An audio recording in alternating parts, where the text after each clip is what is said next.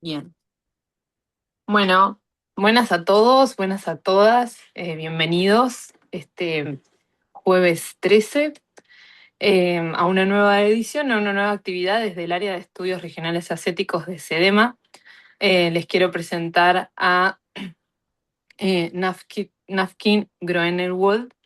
Ella es tesista de la licenciatura en Ciencia Política de la Universidad de Mar del Plata, diplomada en estudios coreanos por la USAL, es miembro del Observatorio de Política Internacional de la Universidad de Mar del Plata y del grupo de trabajo sobre Corea del Comité de Asuntos Asiáticos del CARI. Representó a Argentina como delegada en la 2023 Global Youth Summit en Corea del Sur, organizada por el Ministerio de Igualdad de Género y Familia de la República de Corea. Aplauso para Nafkin. La saludamos. Hola Nafkin, ¿cómo estás? Muchas gracias por estar acá. Hola, bueno, muchísimas gracias por la presentación, Elio, y a vos por todo lo que estás coordinando y por la organización de la charla. Y gracias a todos los que están presentes. Y bueno, y nuestro expositor, Julián Mesas, profesor en Historia y maestrado en Ciencias Sociales por la Universidad Nacional del Centro de la Provincia de Buenos Aires, diplomado en Estudios Asiáticos por el Programa Universitario de Estudios sobre Asia, África y Oceanía de la UNAM y especializado en Pensamiento Político No Occidental por la UBA.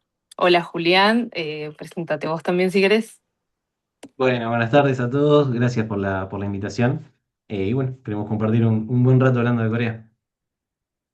Bueno, empezamos con Julián, cuando quieras. Dale, para que voy presentando.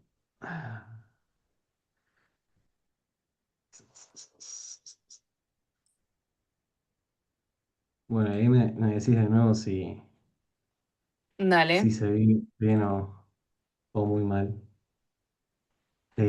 Acá. En el chat también nos pueden decir si se escucha bien, si se ve bien. Bueno, ahí creo que está en pantalla completa, creo que se ve bien, ¿no?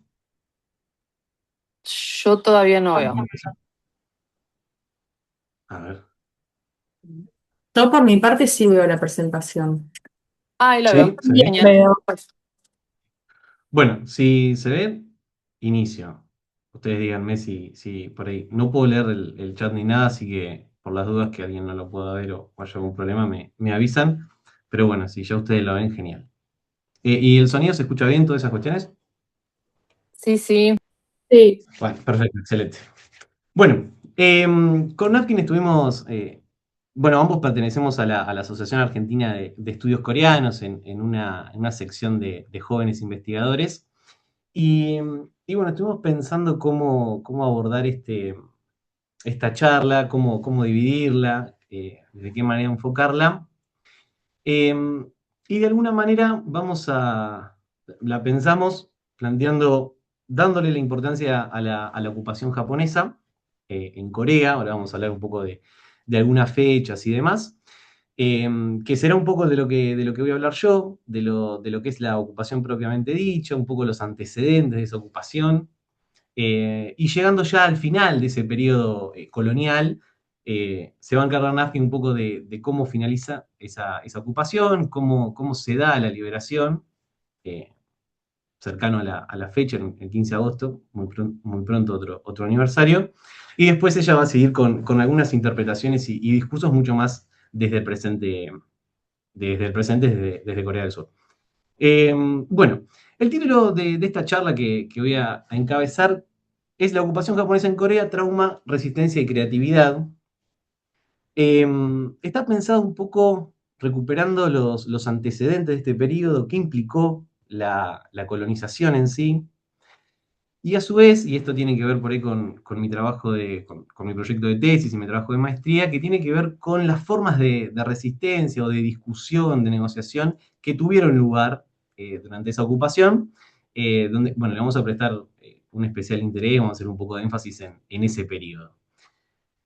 El- los años que están ahí planteados, 1910 a 1937, es de alguna manera el periodo que me voy a enfocar yo.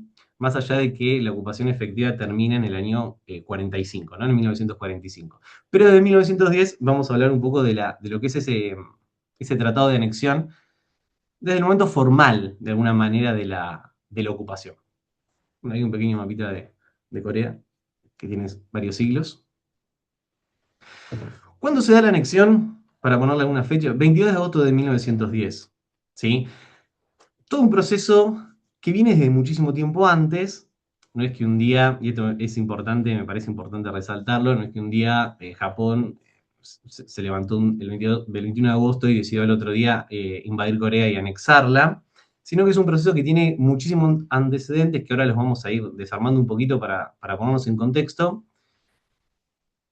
y que por lo menos podríamos rastrearlo hasta 40 años de ese tratado de anexión, aunque de alguna manera la península coreana, ese espacio ahí en el este asiático, siempre ha sido objeto siempre ha sido de alguna manera deseada por múltiples imperios, ya sea Rusia, ya sea China o incluso Japón, porque tiene una importancia, bueno, como verán en el mapa o como podrán imaginarlo, una importancia estratégica, geoestratégica fundamental. ¿Sí? De alguna manera es el último, es una conexión con el Mar Pacífico, casi una puerta de entrada para el este de Asia, casi ante dos grandes imperios como han sido siempre el Imperio Ruso y el Imperio Chino. Entonces, la importancia de Corea, que en algunas revisiones históricas ha tenido más de 600 invasiones, de alguna manera están un poco acostumbrados a resistir los intentos de conquista de otros estados, de otros imperios, pero formalmente, en el único momento en que se han transformado en una colonia, en una provincia de Japón, ha sido durante el siglo XX. Entonces, bueno, se termina firmando un tratado, lo formal es un tratado de anexión, ¿sí? Que termina siendo firmado por un representante del emperador, después lo vamos a charlar un poquito, entre el representante del emperador y un enviado de Japón, que es el que vemos ahí un poco en pantalla. Pero como recién les decía, tenemos que plantear cierto contexto en donde esto sucede, porque, digamos, Japón, más allá de que en ese momento era un imperio muy poderoso, no fue de un día para otro, sino que por lo menos podemos empezar a pensarlo desde la década del 70, a finales del siglo XIX, ¿sí? En 1871, en 1875, 1876, como para ponerle un momento específico, ¿sí? ¿Qué está pasando en este final del siglo XIX? Como por si alguno no lo recuerda, quizás no lo sabe, Occidente está revitalizando toda una lógica de imperialismo, ¿sí? A lo largo del continente africano, del sudeste asiático. De alguna manera también llega al este asiático, quizás les suenen conocidos o no lo que fueron las guerras del opio en China. Bueno, también tiene que ver un poco con eso, las potencias occidentales tratando de llegar a estos espacios alejados que no habían sido parte de las primeras colonizaciones. Y a lo que a nosotros nos interesa un poco es este momento donde se firma el primer tratado, un tratado desigual, que ha pasado un poco a la historiografía como un tratado desigual, firmado a partir de una especie de incidente en la isla de Kangwa promovido por Japón, muy cerquita de Seúl. Eh, bueno, un incidente menor, pero bueno, de alguna manera es promovido por Japón para tener la posibilidad de formalizar este tratado, obviamente un tratado muy desigual para Corea, que termina de alguna manera reconociéndose en ese tratado que Corea era un estado independiente. Y esto es súper interesante porque Corea en ese momento, a finales del siglo XIX, tiene una relación muy particular con China, funcionando como una especie de estado tributario, ¿sí? Muy vinculado a toda la esfera de poder e influencia del imperio chino. Entonces, ese reconocimiento de estado independiente funciona, o ha logrado funcionar, como una especie de sacarlo de ese sistema de influencia y llevarlo al mundo de las relaciones internacionales occidentales, ¿sí? Considerándolo como un estado independiente. Fíjense que el tratado tenía un montón de otras cosas. Habría puertos al comercio exterior japonés, había una exención de impuestos para los japoneses.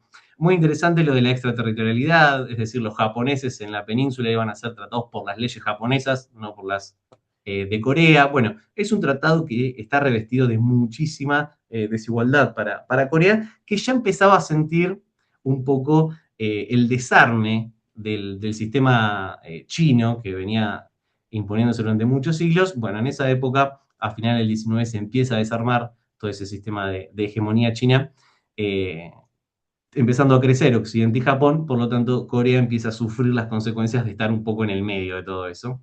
Y este tratado lo trata de demostrar un poquito. Esto es lo que mencionaba recién, la crisis del sinocentrismo, ¿sí? Un poco esa imposición de tratados desiguales también le viene sucediendo a China y se empieza a debilitar su centralidad en la región. Hay muchísimo crecimiento de Japón y las potencias occidentales, con esta idea de la modernización, ¿sí? Comienzan a inmiscuirse un poco en las situaciones políticas internas del este asiático. Además de toda esta crisis como regional y estructural en la que se ve inmersa Corea también tiene una política, en el plano de la política interna, también viene atravesando una crisis esa última dinastía. Hay un crecimiento económico frenado, hay mucho abuso de poder por parte de la élite política, muchas tensiones respecto a la sucesión del trono, y además de todo esto, que de alguna manera es el panorama interno, comienzan a darse ciertas discusiones sobre qué hacer frente a esa penetración cada vez más constante de Occidente. Y aquí vienen un montón de cuestiones que tienen que ver con, bueno, qué rol le corresponde a Corea en este nuevo mundo más moderno, si adaptarse, si imitar algunas cosas, si preservar otras.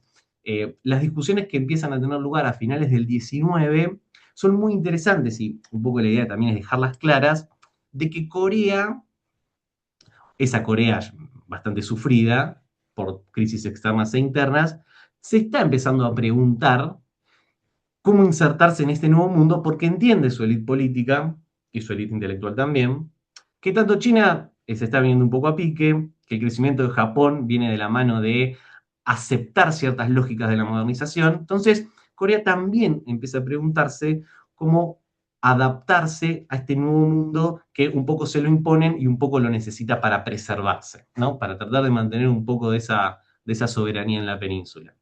Y eso es importante dejarlo en claro porque muchas visiones han planteado la colonización como la forma en la que Corea llega a la modernidad, ¿no? Y bueno, esto, digamos, no responde a lo que efectivamente ya venía sucediendo en el 19, cuando de la colonización todavía no había ningún interés, las discusiones ya existían.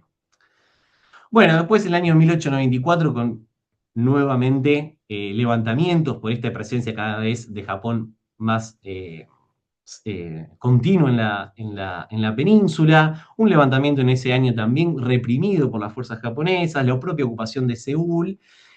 Y acá viene algo muy interesante que tiene que ver con la Primera Guerra Sino-Japonesa y una serie de propuestas reformistas que fueron promovidas por Japón, algo así como 208 leyes que fueron de alguna manera sugeridas por Japón para Corea, que de alguna manera trataban de empezar a impulsar esa modernización, ¿sí? Según lo que ellos consideraban que debía seguir, o los pasos que debía seguir Corea. Fíjense que todavía no estamos hablando de la colonización propiamente dicha, pero ya 15 años antes, 16 años antes, Japón le está vendiendo un paquete de leyes que de alguna manera van a ayudar a esta modernización.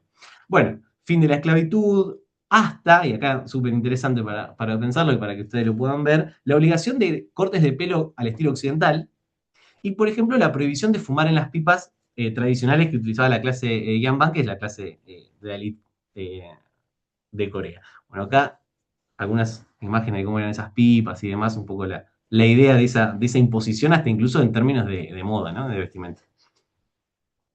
Y por último, ¿sí? Como otro antecedente más, en 1897, la proclamación del Imperio de Corea, ¿sí? Se autoproclama emperador, quien en ese momento era el rey. De alguna manera, viendo el contexto que lo rodeaba, si había emperadores en China, había emperadores en Japón, ¿por qué no autoproclamarse emperador? Y un poco también siguiendo esta lógica de, bueno, tratar de preservar un poco de soberanía en esto que parecían cada vez más cerca de arrebatársela. 1904 y 1905 estalla un conflicto entre Rusia y Japón que terminan de alguna manera por cerrar en este Tratado de Portsmouth, donde se termina la guerra, pero lo que se reconoce, y este momento es muy importante, la supremacía de Japón sobre Corea. Tal es así que un par de meses después, en 1905 se establece un protectorado sobre Corea y llega el primer residente general desde Japón a gobernar esa región. Fíjense que un poco toda la idea de mostrar estos antecedentes es que la propia ocupación, que podemos ver ahora, que ahora la vamos a ir charlando un poco e ir pensando sus periodos, no ocurre de un momento a otro, sino que ya desde la década del 90, desde el propio tratado de la década del 70, y todo ese contexto, la presencia de Japón, ¿sí?, es cada vez mayor, ¿sí? ¿En qué momento comienza esto por ahí a tener una forma o un carácter más formal? Bueno, 1905 con el establecimiento del protectorado. ¿Sí? Ahí comienza Japón ya a tener una presencia política en la isla, no solo con, en la, perdón, en la isla no, en la península, no solo con la presencia de tropas militares y demás por los conflictos con China y Rusia, sino que ya tiene un establecimiento formal y avalado a nivel internacional. ¿Sí? El Tratado de Portsmouth está avalado a nivel de los demás Estados-nación occidentales. ¿Sí? Lo reconocen esa supremacía de Japón sobre Corea y la necesidad incluso de que Japón de alguna manera tutele ese territorio. Bueno, como les decía un poquito al principio, pasan esos 5 años de 1905 a 1910 y llegamos específicamente a la propia ocupación. ¿Sí? Bueno, acá me olvidé de mostrarles, esta es una moneda del Imperio de Corea, ¿sí?, en otro intento por mantener un poco su soberanía. ¿Sí? Fíjense, bien en relación un poco a lo que mencionaba previamente, pero sean los 70, los 80, los 90 del siglo XIX, la élite coreana está preocupada por mantener la soberanía. Sabía que eso estaba de alguna manera puesta en jaque.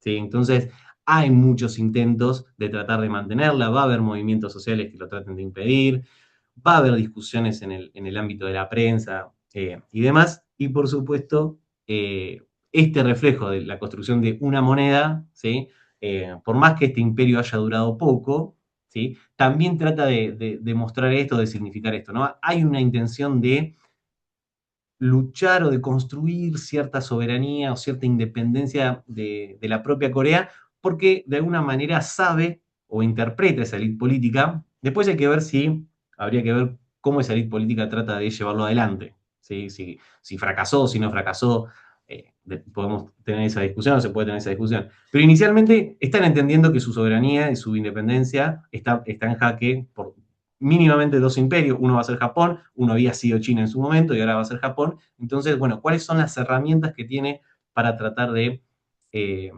de preservarse? ¿Sí? Que estas discusiones también van a estar durante todo el finales del siglo XIX por esta élite intelectual que va a discutir incluso cuál sería la forma de garantizar un Estado autónomo, independiente de cualquier otra potencia, ya sea occidental o del propio Japón. ¿Sí? Están pensando en ambos rivales de alguna manera. Pero la realidad un poco a la península se les viene un poco encima. ¿Sí?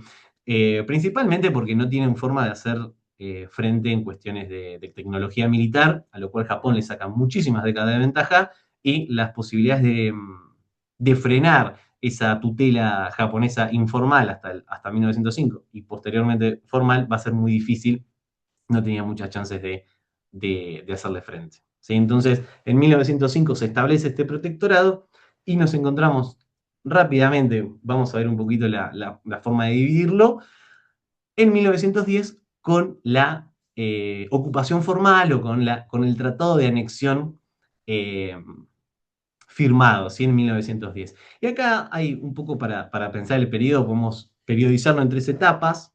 ¿Sí? La primera de 1910 a 1919, vamos a ver qué pasa específicamente en ese momento.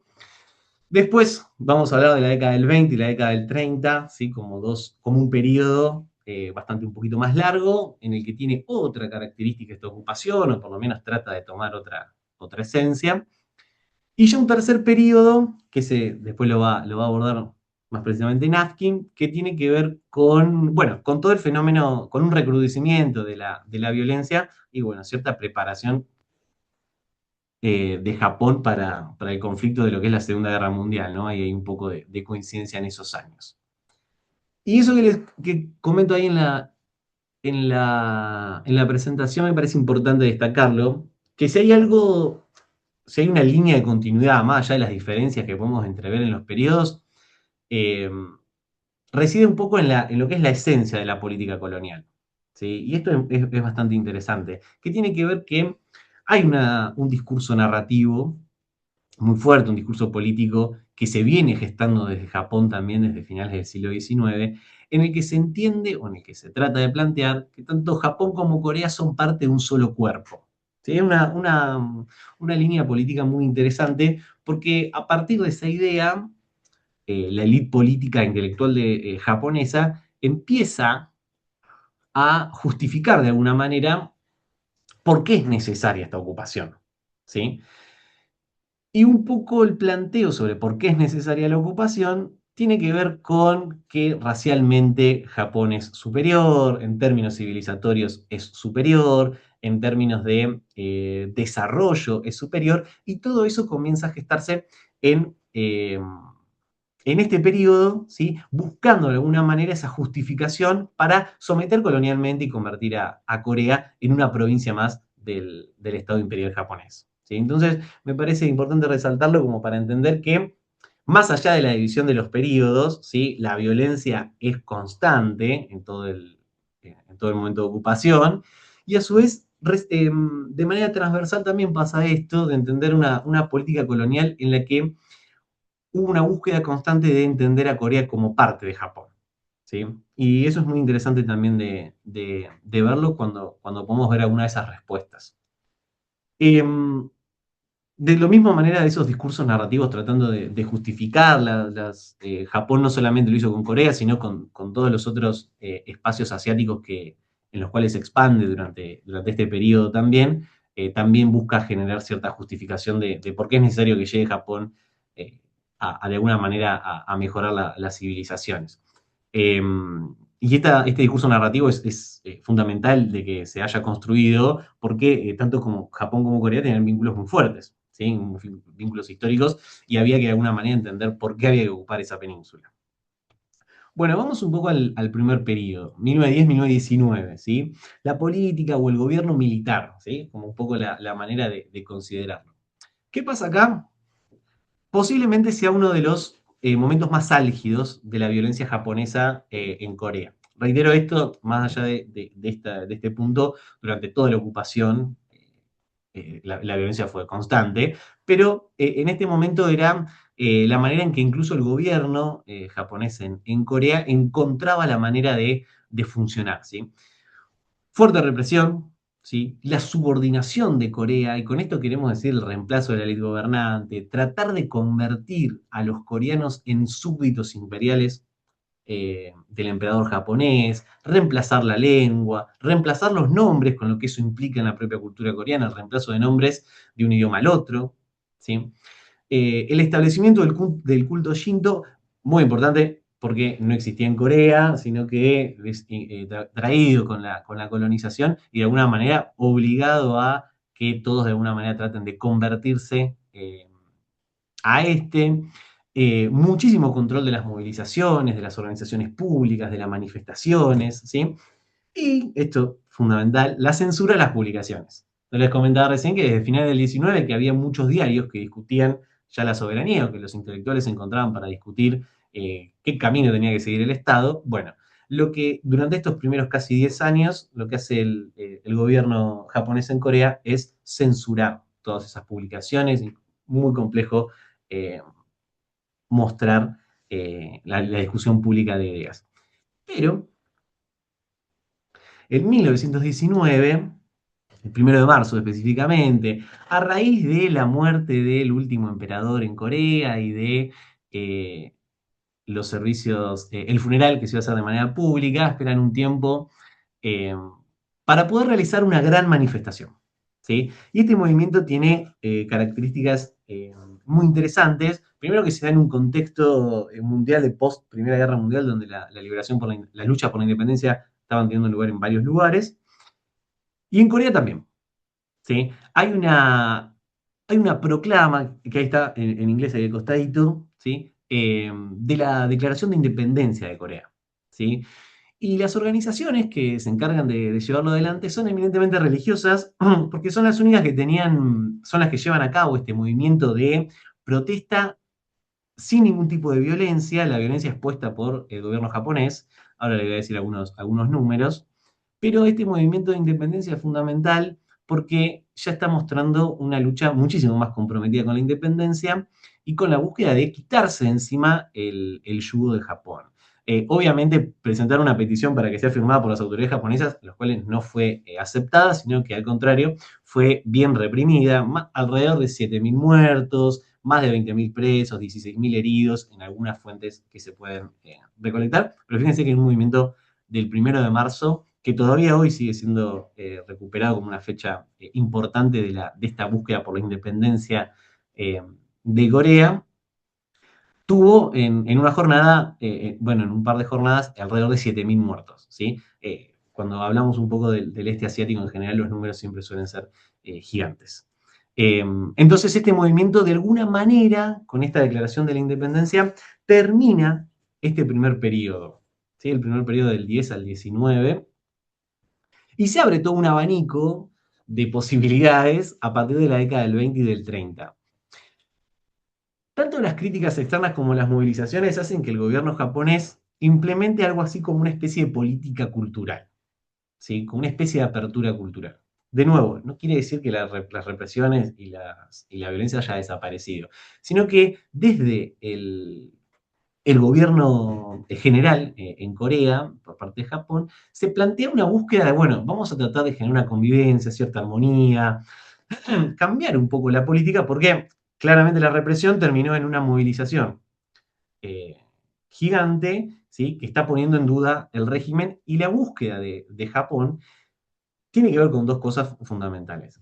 En primer lugar, con la idea de transformar a Corea en súbditos imperiales, a cada uno de los coreanos, los sujetos colonizados, pero también coincide un poco esta política cultural, esta transformación, con la necesidad de convertir a Corea en proveedora de alimentos. Entonces, bueno, un poco lo que tratan de diagramar es realizar cierta apertura cultural, dar ciertas licencias, cierta relajación en términos de represión y en términos de violencia, para que, bueno, los coreanos puedan sentirse no tan presionados y de alguna manera esa transición a ser sujetos imperiales, que va a seguir de manera transversal, continúe, y que a su vez Corea lentamente vaya aceptando este rol dentro del entramado de poder japonés y dentro de su imperio, ¿sí? Que vaya aceptando un rol, en este caso, como proveedor de alimentos. Algunos cambios, como para mencionar, hay un montón más que tienen que ver con la cuestión económica, que no voy a hacer énfasis en este caso, pero como para mencionar algunos. Mayores permisos para escribir. Nacen un montón de diarios en coreanos, ahí les puse uno. Mayores libertades en la radiodifusión, eso va a ser fundamental. Se refuerza el control del sistema educativo, ¿sí? Que va a ser el elemento por el cual Japón trate de convertir a los sujetos coreanos en sujetos imperiales. Van a comenzar a formarse ciertas redes de resistencia y van a tener lugar discusiones públicas de los proyectos políticos. Lo que pasa acá con esta nueva política cultural es que se reaviva, se reanuda esa discusión que había empezado a finales del siglo XIX y que fue de alguna manera cortada por el protectorado y la anexión japonesa. Entonces acá, en un contexto colonial, ¿sí? Donde hay un enemigo claro, hay un rival claro que hay que sacarse de encima, pero se retoma esa discusión previa. Y eso es súper importante, ¿sí? Porque muchas de las discusiones ya venían teniendo lugar. Lo que pasa es que en el medio apareció Japón ocupando la península, y ahora con esta relajación es mucho más sencillo, entre comillas, poder volver a discutir eso de cómo hacer soberana e independiente a la península. 3 espacios que vamos a buscar acá. Y acá viene un poco la otra parte del título, que es la parte de resistencia y creatividad. Ahora vamos a poner un poco en tela de juicio la idea de resistencia, pero la creatividad me parece esencial, porque todos estos líderes políticos que de alguna manera participaron del movimiento Samil, ese movimiento de independencia, muchos eran a su vez, no sé, historiadores, escribían, discutían política, discutían sobre literatura, me gusta utilizar un concepto a mí, que es el de productor cultural. Terminaron siendo productores culturales porque discutieron identidades, discutieron proyectos políticos y utilizaron la cultura como casi un medio para seguir profundizando esas discusiones. Algo que no mencioné, que es fundamental también como resultado del movimiento Samil, es que, por una parte, se forma un gobierno en el exilio que va a estar en Shanghái, ¿sí? Muy importante, un gobierno provisional, y muchos de estos personajes que habían participado en esa declaración de la independencia van a terminar o exiliados o en algunos lugares fuera de Corea van a ser perseguidos, algunos encarcelados. Pero como tres ámbitos para pensar un poco esta resistencia o esta creatividad en esta década del 20, vamos a ir por algunos. Por ejemplo, los proyectos políticos y la construcción de identidades. En esta época van a proliferar asociaciones políticas. ¿Qué aparece? Fíjense que de alguna manera el imperio japonés, permitiendo esta nueva forma de trato a la península, se empieza a generar sus propios problemas como colonizador. Nace el Partido Comunista, proliferan muchísimos movimientos feministas, ahora vamos a charlar de uno, movimientos nacionalistas de todo tipo. Las discusiones políticas se dan a través de ensayos, artículos, todo se publica en diarios, revistas. Hay organizaciones campesinas que tienen sus propias revistas. Se empiezan a discutir muchísimos proyectos alternativos. ¿Sí? Va a haber proyectos alternativos basados en el marxismo, tienen a Rusia muy cerca, están muy influenciados por la Revolución Rusa, proyectos alternativos políticos desde el liberalismo, y uno muy particular, por ejemplo, que va a tener que ver con el agrarianismo, con una especie de comunidad agraria y campesina que lo vamos a charlar. Por ejemplo, un movimiento de mujeres, un movimiento feminista que va del 27 al 31, que luchaban, era extremadamente heterogéneo, estaba compuesto por socialistas, por demócratas liberales, estaba compuesto por mujeres que provenían del cristianismo, líderes del movimiento que provenían del cristianismo.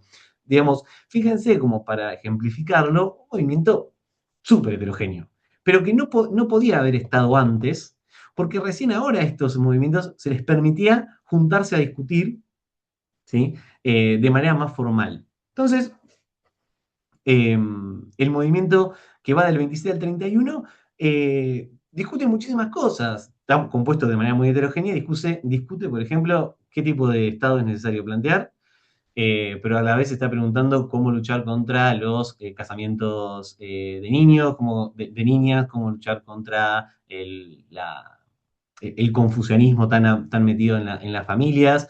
Están discutiendo sobre la soberanía. Bueno, y justamente eso va a generar que el movimiento en algún momento se empiece a disgregar porque tantas posiciones internas no terminan de ponerse de acuerdo qué resolver primero para resolver lo siguiente.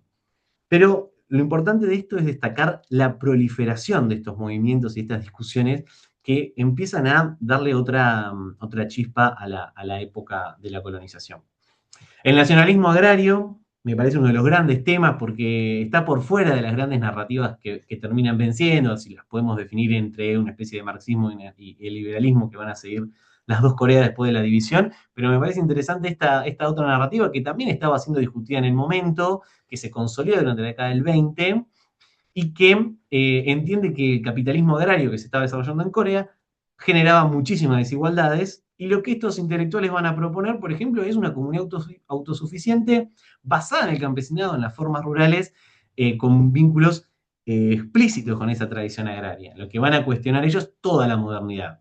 Estos intelectuales que van a discutir esto, reitero, lo venían discutiendo a finales del 19, lo retoman ahora con muchísima más fuerza, ¿sí? Entonces quieren rescatar una Corea rural, quieren rescatar un cuestionamiento fuerte a toda modernidad, no quieren la modernidad occidental, tampoco quieren la modernidad introducida por Japón, quieren una comunidad agraria. Muy interesante esta discusión sobre el nacionalismo agrario.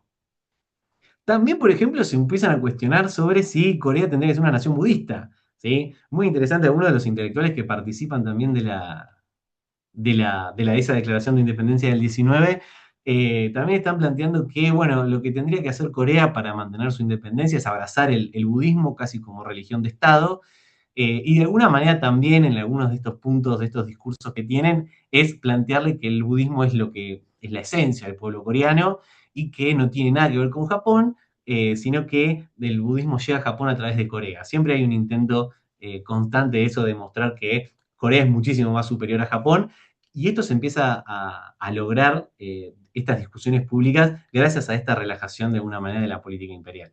En de acá a la derecha, donde habla de que la península coreana es el punto geológico que conecta el oeste con el este, y es muy interesante porque termina excluyendo a Japón de esa ecuación. Pero fíjense la cantidad de proyectos que entran en discusión a partir del movimiento de independencia, muchísimos, desde cuestiones de proyectos políticos religiosos hasta aquellos que rescatan la figura del campesinado. Rápidamente por la literatura, se convierte en un espacio de discusión de los proyectos también.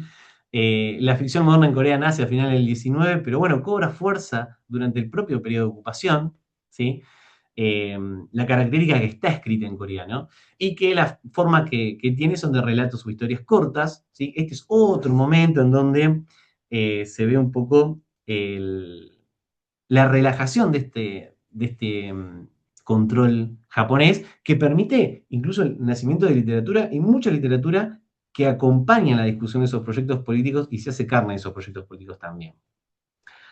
Una breve definición, los 20 tiene determinada línea esa literatura asociada a la discusión de lo nacional y la cuestión de clase, y en los 30 ya trata de mostrar, abandona un poco la discusión ideológica y lo que le importa es mostrar las desgracias que le pasan un poco a la población coreana, principalmente en el mundo rural, ¿sí? Un estilo mucho más moderno, y tratan de ahondar en cómo es la vida de esas personas, ¿sí? Como para ver un poco que ese desarrollo de la literatura se recupera muy fuerte incluso durante la ocupación, ¿sí? Pero es una literatura que está pensando en la sociedad y que incluso por momentos discute dentro de sus textos de manera política. Las mujeres también escribían, ¿sí?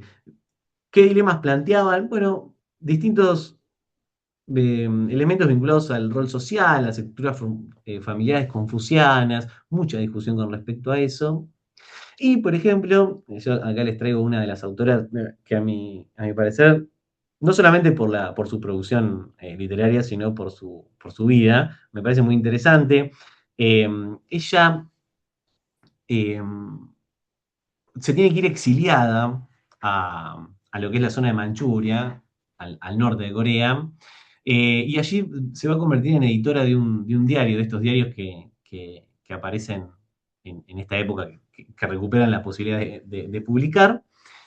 Y en ese exilio, bueno, ella se va con un militante socialista, se van los dos exiliados para allá, y ella se convierte en editora del diario, y tiene una carrera como autora de relatos muy corta, escribe del 31 al 37 y muere en el 42, una vida bastante corta y bastante trágica, pero en esos 6 años de producción eh, ofrece una mirada muy profunda del mundo rural, ¿sí? Ella, por la vida que tuvo en el resto del territorio coreano, y un poco analizando ese campesinado de Manchuria también. Y les traje uno de esos cuentos o de esos relatos que me parece uno de los más interesantes, que se llama La Autora. Si tienen ganas, después les parece interesante, lo pueden buscar, que es muy interesante, es una crítica sobre cómo sobre la mirada liberal sobre el campesinado. Y fíjense que a través de un cuento que se lee en 3 minutos, se pone a discutir una visión política sobre esos campesinos, se pone a discutir sobre cómo ciertos sectores sociales entienden de mala manera el campesino y no lo terminan de entender como un sector social fundamental para construir el Estado coreano.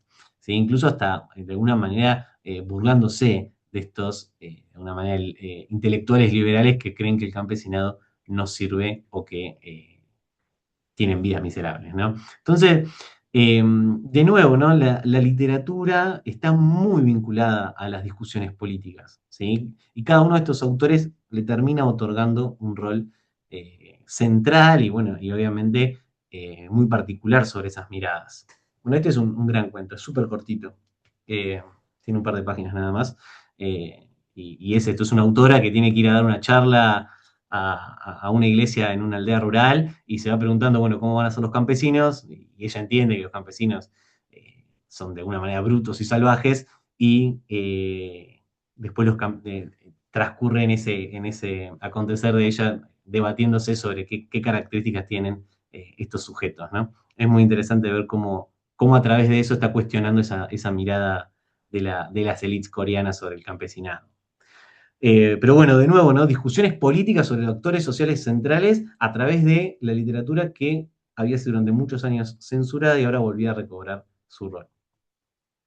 Y un último que me parece también interesante mencionar sobre estas especies de resistencia, y ahí lo vamos a discutir un cachito eso ya como para ir cerrando, es el rol de la radio. ¿Sí? En 1927 se conforma una corporación de transmisión, de broadcasting, y durante mucho tiempo tuvo un rol súper importante para crear sujetos imperiales la radio, y durante esta década se impulsa a que los coreanos compren radio y las usan.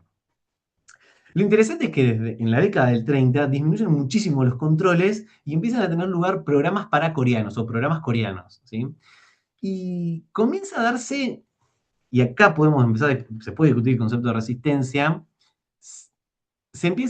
comienza a darse, perdón, distintas cuestiones que de alguna manera tratan de subvertir, de transformar esa hegemonía imperial. Por ejemplo, en los programas coreanos se habla coreano. Se empieza a pasar música tradicional, se leen obras occidentales, por ejemplo, se lee muchísimo Shakespeare, aparecen nuevas formas de arte, se da lugar a canciones populares, se hace música en vivo en esos programas, e incluso se hace una especie de radio school que es programas de radio después del horario escolar para que los chicos sigan como aprendiendo gramática, por ejemplo.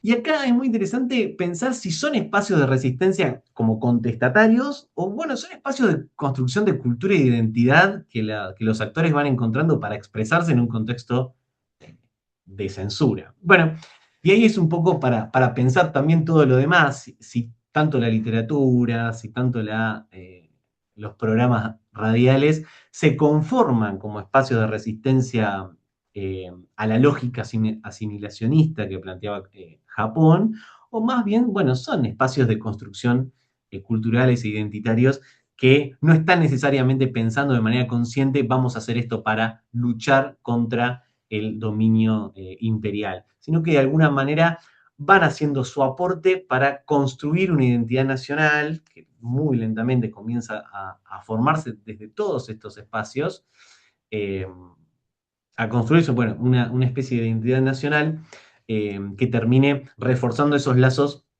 de manera opuesta a lo que pretendían el imperio japonés.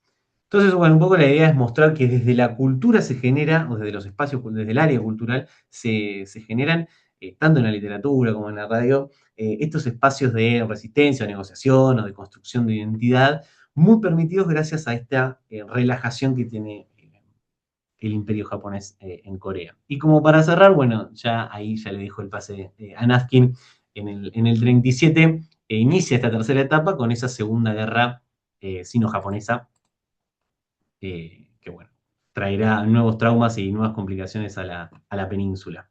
Pero bueno, un poco la idea era mostrar eso, ¿no? Tratar de contar un poco esta ocupación y cómo se va generando estos distintos periodos y qué rol tiene un poco la cultura en generar espacios de resistencia, de negociación y de construcción de identidades en un contexto colonial de muchísima violencia. Genial. Gracias, Julián. La verdad, hermoso. Me encantó. Nada, gracias a vos. Súper claro todo. Bueno, para que sea más fácil y flexible, yo tengo muchas ganas de hablar, pero para que sea más flexible, dejamos los comentarios si quieren, todos anotándose y los dejamos para el final, ¿te parece? Pero nada, súper claro, creo yo, al menos desde mi perspectiva. Em, Y por supuesto, los dejamos para después. Nafkin, ¿querés continuar? Eh, bueno, dale, a ver si Julián me puede dejar la función para compartir pantalla. Ahí está.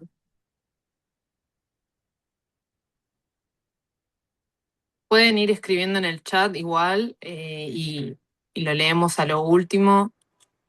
Eh, gracias, Vanessa. Nos Ok. vemos. Coméntenme si pueden ver la presentación. Se ve. ¿La pueden ver? Sí, sí, yo veo. Ok. Ahora las cámaras Eh, se ven. bueno, así que si les parece, comienzo. ¿Les parece bien? Sí, sí, Ok, perfecto. Bueno, gracias a todos los que están presentes a un jueves a la noche para escucharnos hablar sobre algo que tanto nos apasiona, que es Corea, los estudios coreanos y también recordando esta fecha tan importante para la nación coreana. Eh, bueno, esta presentación surgió, gran parte se basa en mi trabajo final de la monografía en estudios coreanos, de la diplomatura en estudios coreanos, y luego ese trabajo final se transformó en un ensayo que está condensado a la última parte de la presentación, que bueno, mi ensayo resultó ganador en el último concurso de ensayos que hizo la Universidad de El Salvador sobre Corea y ya se encuentra disponible, así que si alguno después tiene dudas o tiene ganas de leerlo, les puedo pasar el link y se puede conseguir tranquilamente. Primero que nada, vamos a abordar todo lo que venía comentando Julián, haciendo como conectando con la última etapa de la colonización japonesa. Esa va a ser la primera parte de la presentación. Luego va a haber una segunda parte que vamos a ver cómo esta memoria de revisionismo histórico se va a dar en la sociedad civil coreana para luego finalizar con la parte más política de cómo la política coreana, los principales partidos, presidentes se han acercado a esta causa de los derechos humanos respecto al pasado colonial japonés. Ay, permiso, que no puedo pasar la diapositiva. Esperen. tranqui. Ay, qué raro. A ver si puedo. Ay, no puedo salir. A ver, esperen que puedo compartir. Y vuelvo a Deja compartir que, porque no dale. me dejaba como pasarla. Qué raro, a ver. Ah, creo que tengo que entrar. Ahora sí, ¿no? Sí, ahora sí cambió. Ok, claro, estaba en el Zoom. Bueno, ahora entrando a lo que sería la cuarta y última etapa de todo este periodo de colonización. Este periodo se da generalmente dependiendo, pero del 32 hasta la finalización de la Segunda Guerra Mundial. Este periodo va a estar marcado también por la revolución industrial en Corea, un poco lo que retomaba Julián de la cuestión agraria. Muchos campesinos se van a terminar movilizando a las grandes ciudades y asimismo todo este avance de la colonización japonesa se va a dar en el marco de la guerra sino-japonesa, de la guerra del Pacífico, del avance territorial de Japón sobre el sudeste asiático, y asimismo se da en el marco internacional de la guerra, de la Segunda Guerra Mundial. Entonces, vamos a ver que este periodo, que es por ahí el más recordado por la población coreana, vamos a ver que está marcado ya por estos conflictos de avance territorial de Japón. Entonces, ¿qué va a pasar? Muchas personas van a comenzar, muchos coreanos van a comenzar a hacer el capital humano móvil del imperio japonés para poder atender estas demandas de expansión territorial y de la guerra. Por ejemplo, muchos van a ser obligados a hacer trabajo forzoso, a alistarse en el ejército para luchar bajo en la bandera imperial, y asimismo se va a incrementar o se va a instalar lo que es bastante conocido de este periodo, que es la, el sistema de esclavitud sexual, que generalmente lo conocemos como mujeres de consuelo, mujeres de confort. Y esto está muy relacionado, o básicamente toda esta movilización se da en el marco legal de una ley que se llamó la Ley de Movilización Nacional General o la Ley de Movilización del Estado, que básicamente se sanciona en el 38, y esto también da como otra puerta, porque en este marco de la guerra muchos japoneses que atendían las instituciones coloniales en Corea tienen que irse a la guerra, se tienen que enlistar. Entonces, algunas partes de la sociedad coreana más beneficiadas, como los letrados, van a acceder a estos cargos burocráticos de la administración japonesa en Corea. Y acá va a haber como un paradigma, ¿no? Porque muchas personas que fueron movilizadas para ser trabajadores forzados, por ejemplo, en minas, acá tenemos una foto, o incluso como esclavas sexuales, fueron movilizadas por los mismos coreanos. Obviamente podemos ver el horror y todo lo que sucede, ¿no?, entre la población coreana a través de este TKO. Bueno, ahora introduciendo un poco para que tengamos bien en claro qué fue el sistema de esclavitud sexual, generalmente conocido como mujeres de consuelo. Este sistema se refiere a las mujeres, generalmente niñas de entre 3 y 16 años, que fueron sometidas a la violencia sexual sistemática en una red de trata organizada, instalada por el Imperio japonés. ¿Por qué? Básicamente porque para que los soldados se sintieran bien o consideraban que era una necesidad, el imperio prefería para que no se agarraran enfermedades de transmisión sexual, que que atendieran sus necesidades, obviamente, entre comillas, con mujeres que estaban sometidas a exámenes médicos, que sabían que no tenían enfermedades, para tener la salud óptima de los soldados. Acá podemos ver algunas fotos. La de arriba es en el sudeste asiático. Estas son las fotos por ahí más conocidas. Obviamente, generalmente, eh, el perfil de estas víctimas eran niñas, generalmente campesinas, analfabetas, de un contexto de suma carencia. Hay algunos casos, más que nada en la China rural, que es que básicamente los padres las vendían, o también incluso en este avance tan violento de Japón sobre China, cuando llegan a estos pueblos directamente violan en masa y a estas mujeres se las secuestra y se las lleva. Generalmente se dice que se tiene registro de la primera estación ya en Shanghai en el 32. Entonces podemos ver que ya está un poco antes de la guerra, pero asimismo es en este periodo final de la colonización japonesa en Corea.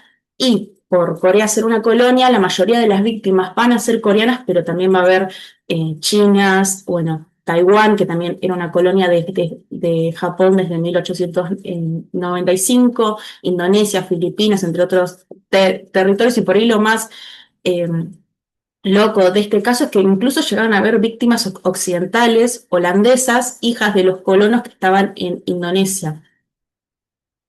Bueno, este sería como el contexto para que sepamos cómo se terminó dando este horror de la última periodo de la colonización japonesa en Corea, sumamente marcado por la guerra, por la violencia sexual, por la movilización forzada. Entonces, ya en este contexto de la Segunda Guerra Mundial, la comunidad internacional va a comenzar a cuestionarse qué va a pasar con Corea, qué va a pasar con la cuestión coreana. Y el primer antecedente que podemos encontrar para la liberación de Corea del Imperio japonés va a ser la Declaración del Cairo, en donde China, Estados Unidos y Gran Bretaña van a acordar que, considerando el estado de esclavitud al que estaba sometido el pueblo coreano, las tres potencias mencionadas anteriormente determinan que Corea será liberada e independizada en el momento oportuno. O sea, ya se estaba hablando de que Corea iba a ser independiente una vez cayera el Imperio japonés, porque recordemos que en julio del 43 ya la Italia fascista de Mussolini había caído. Entonces ya como que se sentía que los aliados iban a ser los vencedores de la Segunda Guerra Mundial. Entonces esto también, que la cuestión coreana se haya tratado internacionalmente, tiene que ver también con el gran esfuerzo de los movimientos independentistas del gobierno provisional de Corea en Shanghai. Esto realmente es un logro por parte del movimiento coreano por la independencia.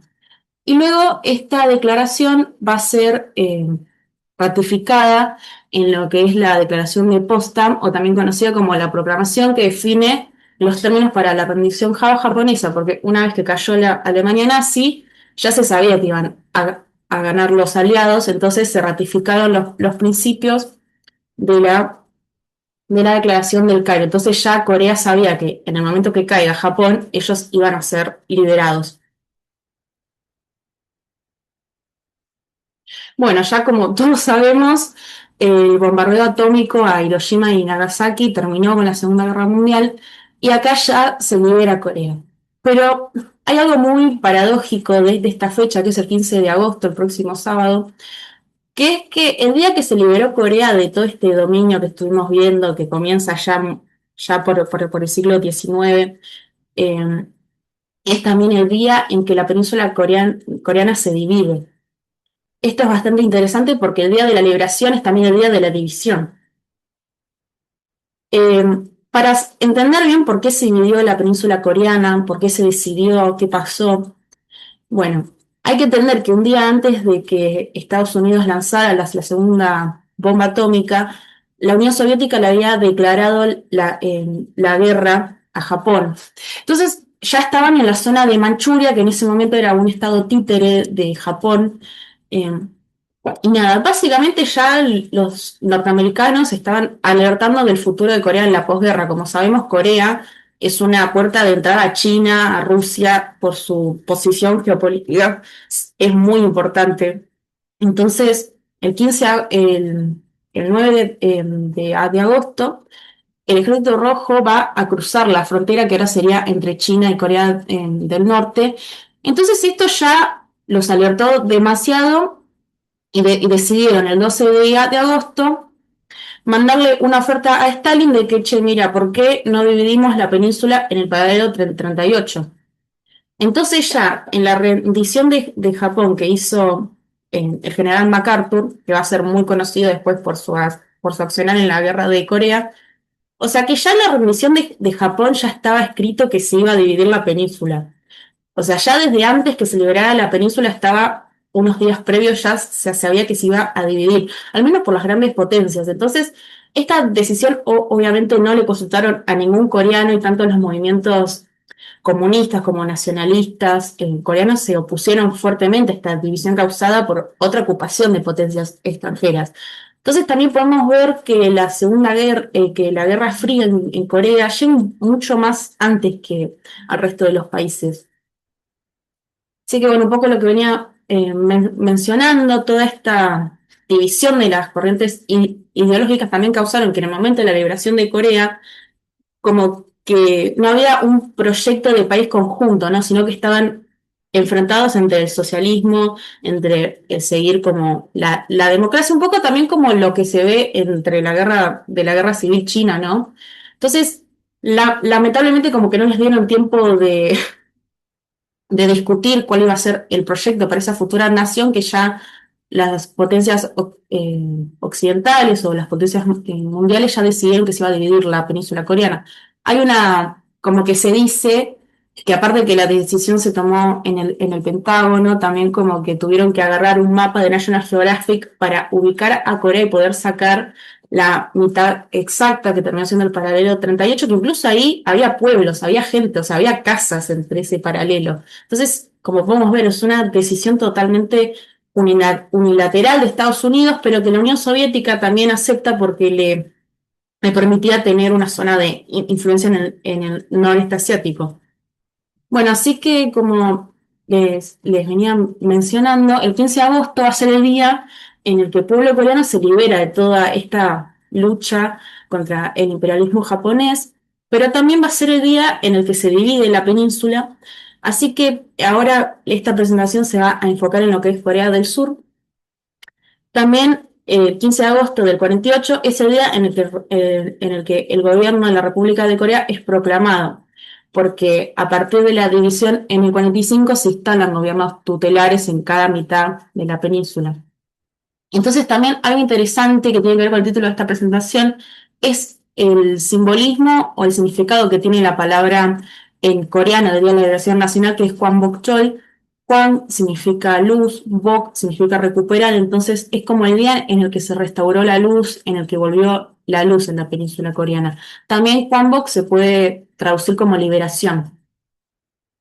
Para dar un breve contexto de la ocupación estadounidense en el sur, básicamente tanto Estados Unidos como la Unión Soviética llevaron el caso de la península coreana a Naciones Unidas. En un principio se creó una comisión temporaria de Naciones Unidas para Corea, que estaba la Unión Soviética. En el 47 la Unión Soviética se sale porque obviamente Estados Unidos quería instalar una zona de influencia propia y también había enfrentamientos. Entonces estas rivalidades van a agraviar más la situación de enfrentamiento en la península coreana.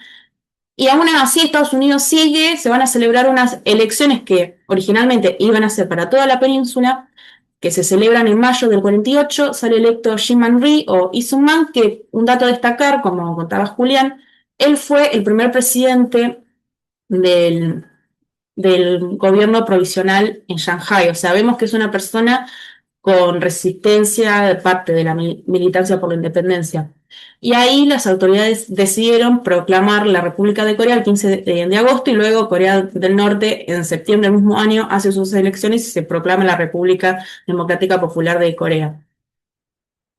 Bueno, ahora sí, yendo al segundo tramo de esta presentación, por el contexto del último periodo de la liberación de Corea, vamos a hablar un poco de cómo se da esta recomposición del vínculo entre Corea y Japón. En el 65, hace ya 61 años, a pesar de todas las atrocidades que escuchamos, toda la resistencia que hubo, todas las violaciones a los derechos humanos por parte de Japón, eh, Corea no estaba en una situación de reclamar sobre estas cosas porque básicamente estaba comenzando o instalando las bases para su desarrollo económico, que todos después lo vamos a conocer como el milagro del río Han. Entonces, todas las problemáticas que tuvieran que ver con la colonización no van a ser tratadas en este tratado. Va a ser más un acuerdo de cooperación económica. Acá podemos ver que quien lo firma es Park Chung-hee, el presidente al que se le atribuye el milagro económico surcoreano. Así que bueno, como mencionaba, durante casi más de medio siglo, todas estas cuestiones no fueron tratadas entre las relaciones de Corea y Japón. También hay que entender que en el medio pasó la guerra de Corea, una Corea muy pobre, muy devastada, y tampoco, o sea, no se dieron las circunstancias para que Corea del Sur al menos pudiera reclamar, y tampoco se enseñaba en las escuelas, tampoco se sabía, es más, era tabú todo el tema de la esclavitud sexual y la mayoría de personas no conocía de este tema o si conocía pensaba que eran prostitutas pagas o cosas así. Entonces ya recién con la democratización en Corea que inicia en los 80 pero se va a concretar a finales de los 80, específicamente en el 87, eh, estas controversias históricas ya estaban rondando en un círculo académico bastante cerrado y se van a comenzar a traspolar o a ir a también la sociedad civil, a organizaciones, a activistas, investigadores, por los derechos humanos, por los derechos de las mujeres. Va a haber como una ventana de oportunidad también el impacto del feminismo internacional.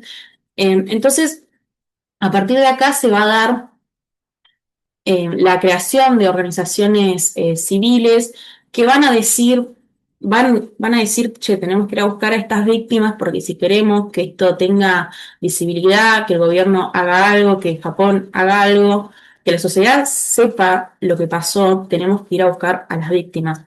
Entonces, las dos organizaciones principales en Corea son el Korean Council, que es de origen cristiano, que lo fundaron dos profesoras cristianas de la Universidad de Ihwa. Luego va a ser House of Sharing, que es de origen budista, que va a tener esta famosa residencia y museo donde las víctimas vivían ahí a modo como de geriátrico, se podría decir, donde ellas eran cuidadas. Entonces, gracias a este escenario de reivindicación y de lucha por los derechos humanos que se da con la democratización, eh, estas organizaciones van a ir a buscar a las víctimas, o sea, no es que las víctimas crearon su movimiento, no, la gente las fue a buscar y a partir de ahí ellas comenzaron a ser parte de este movimiento. No es por ahí en el caso de Argentina con, no sé, madres de Plaza de Mayo que ellas mismas se juntaban en las plazas. No, acá las víctimas estaban totalmente en contextos de pobreza, de vulnerabilidad. Muchas no se casaron cuando volvieron. Entonces eran mujeres muy marginadas, que fueron marginadas casi toda su vida. Entonces, el gran paso que se da, que justo mañana es otro aniversario, es que el 14 de agosto del 91, luego de 46 años de terminada la guerra, una víctima que se llama Kim Ak-sun va a dar su testimonio a los 68 años. Este testimonio va a estar acompañado de una demanda judicial y asimismo va a ser la primera vez que un testimonio es público, digamos, va a tener cobertura de la prensa, de los medios de comunicación. Entonces va a generar un impacto nacional, pero también regional. Entonces, a partir de este gran punto de inflexión para la causa, se va a dar que muchas víctimas se van a animar a hablar, se van a acercar a estas organizaciones, también en otros países, van a decir, che, si esto pasó en Corea, también tiene que haber víctimas en Taiwán, tiene que haber víctimas en China, entonces va a comenzar a haber toda una red transnacional por esta causa. Y podríamos decir que el punto más característico de por qué en Corea es tan fuerte esta causa, estos movimientos sociales, el principal símbolo que tenemos son las manifestaciones de los miércoles, que la primera se da el 8 de enero del 92, o sea, digamos unos meses después del primer testimonio de Kim Il-sung, que es a causa de la visita del primer ministro japonés a Corea.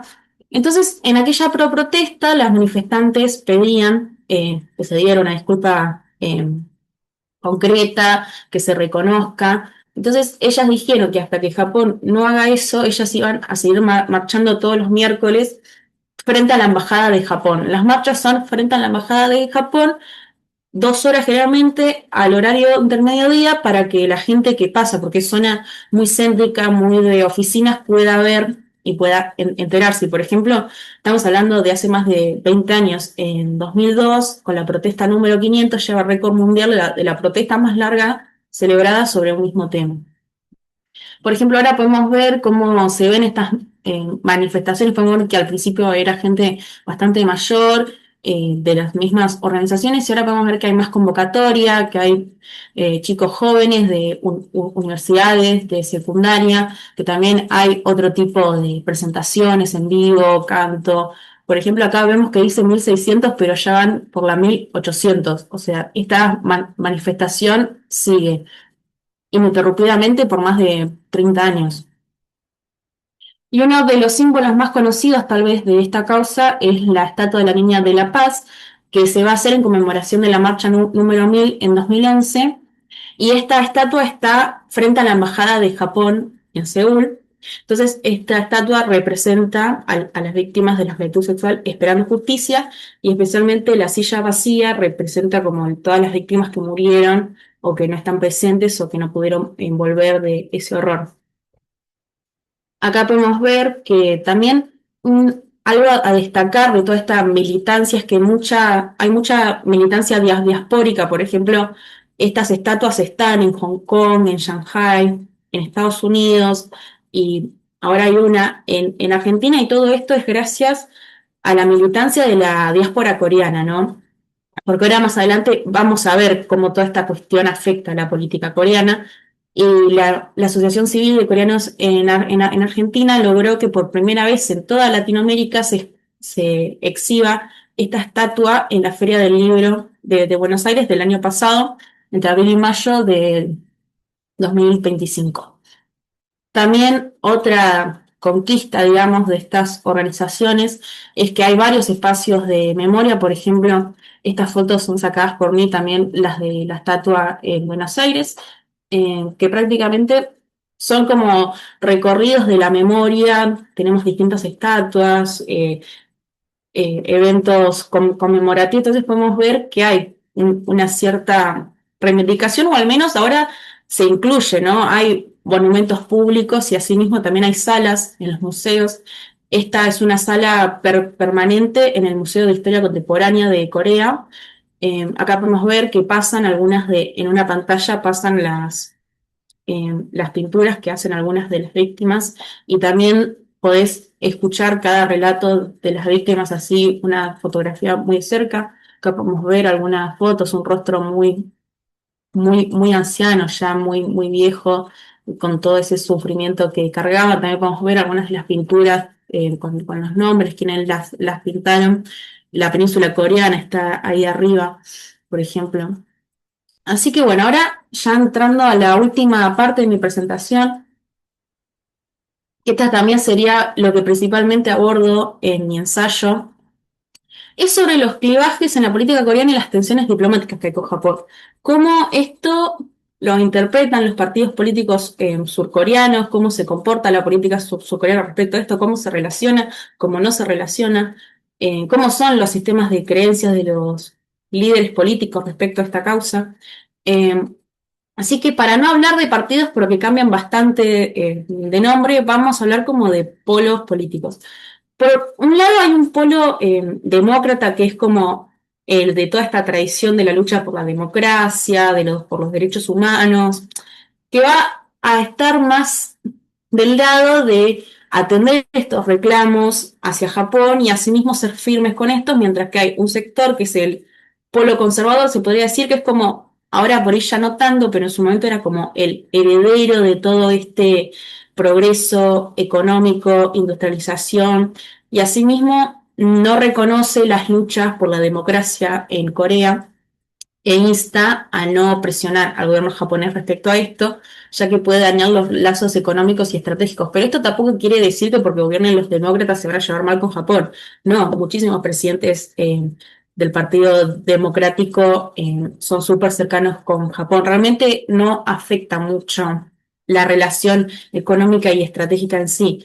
Pero es importante señalar que la principal diferencia entre estos dos partidos o dos polos políticos es la cuestión con Corea del Norte, mientras que el demócrata va a decir un diálogo nos va a llevar a una coexistencia pacífica, el pueblo conservador piensa que un diálogo es ceder y es ceder contra los comunistas. Entonces, por ahí podríamos decir que son más mano dura con la cuestión de Corea del Norte. Y también recordemos que el gobierno japonés hasta ahora no hace una reconstrucción histórica de los hechos ocurridos durante su periodo colonialista, imperialista, tampoco ha hecho una disculpa oficial hacia las víctimas, que no solamente son coreanas, son chinas, son japonesas, son filipinas, eh, y no asume la responsabilidad legal, y asimismo, digamos que no hace una revisión histórica, tampoco se lo enseña en las escuelas. Hasta el día de hoy hay santuarios donde se los venera a todos estos héroes de guerra, se podría decir que fueron los que, manejaron estas estaciones de confort, pero también eh, otras atrocidades que hicieron, como los testeos en personas humanas en Manchuria. Entonces, no hay como una cultura de el nunca más o una reconstrucción ciudadana a partir de la memoria, como sí puede ser el caso de Alemania, que es el que más se viene a la cabeza cuando pensamos de estas cosas. Ahora, haciendo como una línea política, durante este periodo, el gobierno japonés, ante estos pedidos de revisión, de disculpas, prácticamente decía que el problema de reclamos se había resuelto con el acuerdo del 65. 40 años después, en el 2005, el gobierno de Corea hizo públicos los archivos de este tratado y básicamente se confirma que nunca fue tratada la cuestión de la esclavitud sexual ni otras atrocidades como los trabajadores forzados.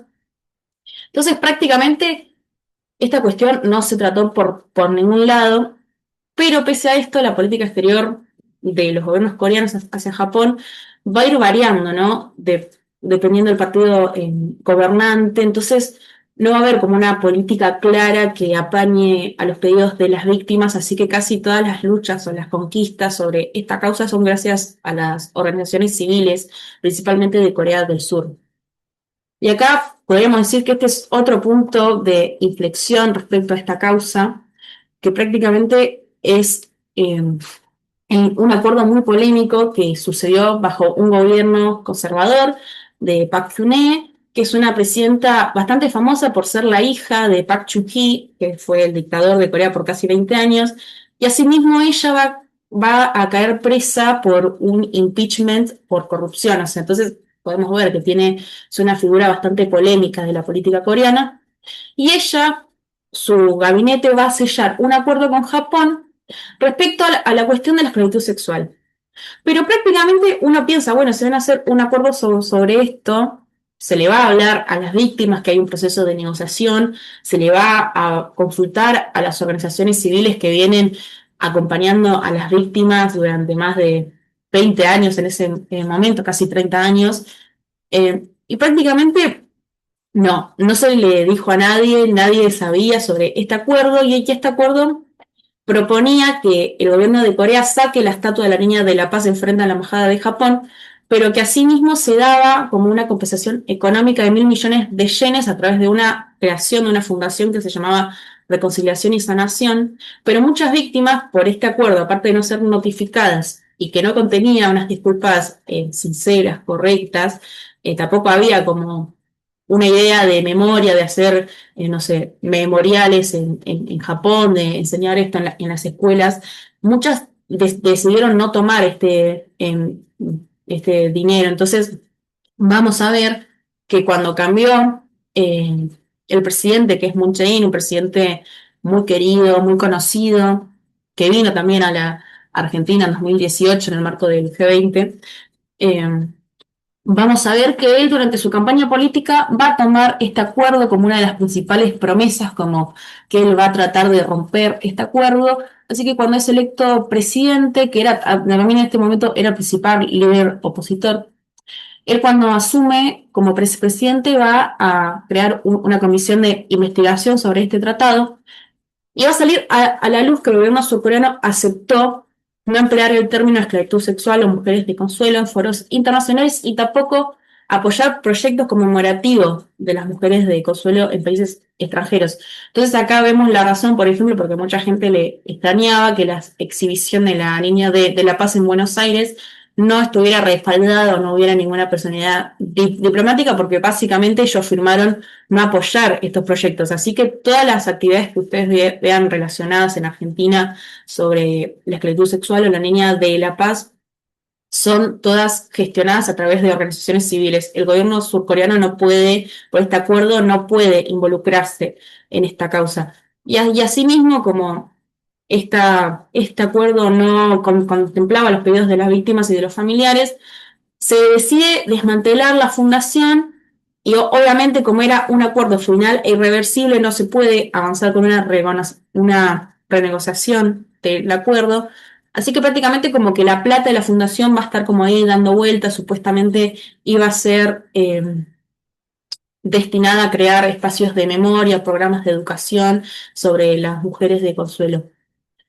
Por ahí podríamos decir que Moon Jae-in va a ser como el presidente más comprometido con esta causa, porque él va a declarar que justo es mañana el Día Internacional de Conmemoración de las Mujeres de Consuelo o de las víctimas, las mujeres de la esclavitud sexual, el 30 de mayo de 2018.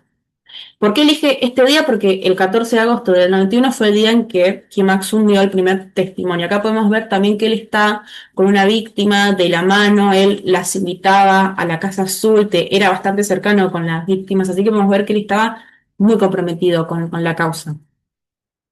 Y luego, bueno, cambia el signo político otra vez en Corea y Yoon Suk-yeol, que ahora, bueno, todos lo conocemos por ser el presidente que estableció la ley marcial y fue, obviamente, ahora está preso. Podemos ver que, bueno, justo parece, hay una tendencia en la democracia coreana que los presidentes democráticos estén presos prácticamente por causas de corrupción o por juicios políticos. Eh, Podemos ver que él respecto a esta causa va a estar marcada porque él va a ordenar una investigación y va a acusar a Korean Council, que es la principal organización respecto a esta causa, de fraude financiero y corrupción. O sea, él va a comenzar a generar como una persecución respecto a los movimientos. Él las va a denunciar cuando era fiscal general, que él era fiscal general de Moon Jae-in, y él luego se va a salir del gobierno y se va a convertir en el principal líder opositor y va a ganar la presidencia en 2022. Entonces, mi principal interés por este tema fue a raíz que yo comencé a ver que era criticado o acusado de ser una frase que se usa en Corea que es pro-Japón por medios opositores, obviamente ya que como que sus discursos del Día de la Liberación Nacional eran bastante extraños, considerando la fecha y todo lo que venimos charlando, todas las características que tiene este proceso. Y asimismo, por ejemplo, un posicionamiento claro es que él no conmemoró públicamente el Día Internacional de las Víctimas de la Esclavitud Sexual tampoco. Y también otro punto que podemos ver sobre su postura respecto a esto es que en noviembre de 2023, o sea, estamos viendo cosas que pasaron hace 80, 100 años, que siguen presentes y latentes en la política coreana y también de Japón hasta el día de hoy. Controversias de la Segunda Guerra Mundial, estamos hablando. Eh, Prácticamente hubo un fallo del Tribunal de Seúl que este juicio, digamos, comenzó en 2013, o sea, antes del Tratado de 2015. Prácticamente decía que Japón tenía que darle cierta indemnización a las mujeres de consuelo, a las víctimas, y prácticamente el gobierno japonés dijo que esto era una violación de derecho internacional, que era totalmente inaceptable, que era lamentable, que cómo puede ser, porque Corea del Sur y Japón ya arreglaron en 2015 y el gobierno salió a decir, digamos, el gabinete de Yoon Suk Yeol salió a decir que sí, que es verdad, que no se puede hacer nada y que por favor saquen el fallo, porque esta cuestión se había resuelto con el acuerdo de 2015, pero también con el acuerdo del 65. O sea que ya vimos que no trata la cuestión, pero ellos dijeron en el 65 y en el 2015, con un acuerdo que tiene 50 años de diferencia, se trató esta cuestión que obviamente, como podemos ver, no se trató, y en el otro no se trató debidamente. Así que bueno, acá podemos ver, esto lo trato más en mi ensayo, que es justamente sobre el análisis del discurso de Yoon Suk Yeol. Voy a iluminar algunas partes porque podemos ver cómo se da esta diferencia entre líderes políticos coreanos, cómo podemos extraer los sistemas de creencias de los presidentes. Por ejemplo, él en su discurso va a hablar mucho de esta comparación constante que Corea del Sur es derechos humanos, es democracia liberal, es progreso económico, mientras que Corea del Norte es comunismo totalitario. Y en este contexto, él va a decir, por ejemplo, Corea del Norte 8 veces y el término comunismo totalitario 6 veces, mientras que las veces que nombró a Japón en su discurso son solamente 3 veces. Y algo también a destacar, por ejemplo, que por ahí lo vemos ya muy presente en nuestro país y en la región en general, es que él nombró la palabra libertad en el discurso 2023 27 veces, 27 veces la palabra libertad como democracia liberal, sociedad liberal, etcétera. Por ejemplo, él acá ya va a hablar en 2023 de fuerzas antiestatales que siguen el comunismo totalitario. O sea, este es un discurso que conmemora la liberación de Corea de la colonización japonesa, no es un discurso de la guerra de Corea, ni de los caídos por la guerra de Corea, ni nada. Es más, por ahí podemos ver esta frase que por ahí es más choqueante, que dice que las fuerzas comunistas totalitarias siempre se camuflan como activistas del movimiento democrático de los derechos humanos y del progresismo. Yoon Suk Yeol, él va a hablar de fuerzas antiestatales comunistas cuando va a declarar la ley marcial. Así que acá ya podemos seguir cómo va a derivar todo este discurso bastante agresivo y violento. Por ejemplo, también acá él habla que el movimiento independentista fue un movimiento que seguía una nación liberal, de la libertad, no como Corea del Norte, que se transformó en una nación totalitaria, comunista, que ignora la libertad de los derechos humanos, por ejemplo, ¿no? Él también va a hablar mucho de que las fuerzas antiliberales quieren destruir los valores y el orden de la sociedad libre. O sea, prácticamente no habló nada de la lucha por la independencia, de la lucha de las víctimas de este periodo, ni tampoco de la relación Corea-Japón.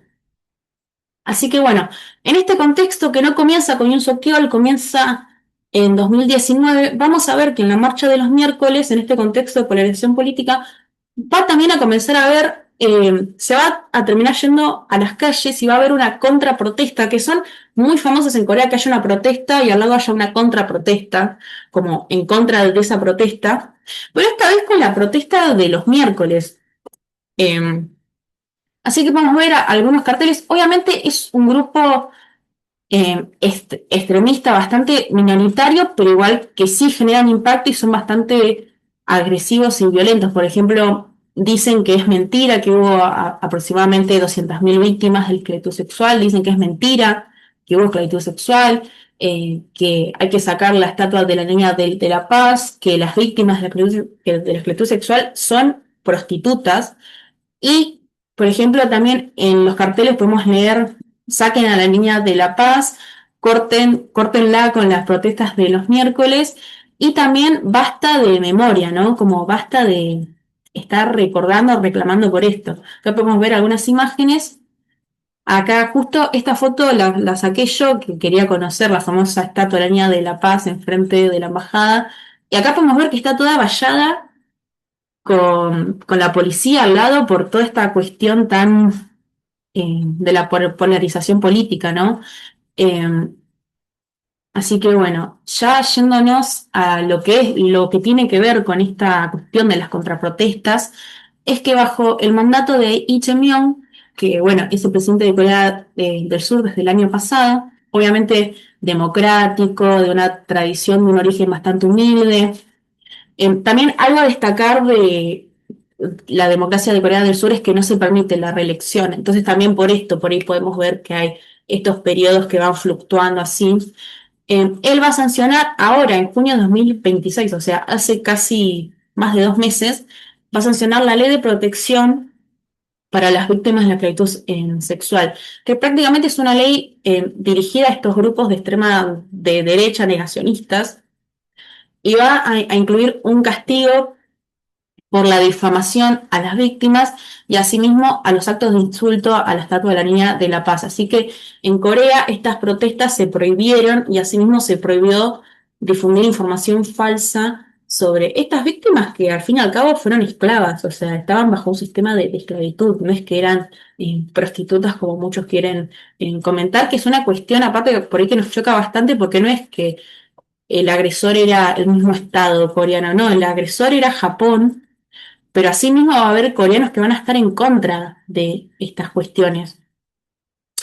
Y lo que más me llamó la atención de la ley, los principales artículos, es el 16, que habla que nadie puede distorsionar los hechos, negarlos o difundir hechos falsos para difamar a las víctimas. Y ahora con la pena, que por ahí es lo que más les interesa, es que toda persona que difunda estos hechos falsos, ya sea por la radio, por la televisión, por libros, por actos de protesta, etcétera, también por internet, puede afrontar prisión de hasta 5 años o una multa que no exceda los 50 millones de wones. Así que podemos ver que el gobierno de Corea del Sur tomó una decisión y esta ley fue aprobada por mayoría en la asamblea. Entonces no es que hubo una pelea en sí para ver si se aprobaba en la ley. Así que bueno, ahora recuperando un poco qué podemos ver de de Lee Jae-myung en diferencia con Yoon Suk-yeol. Justo se cumplen 80 años, se cumplieron el año pasado, 2025, así que vamos a ver que él habla un poco más con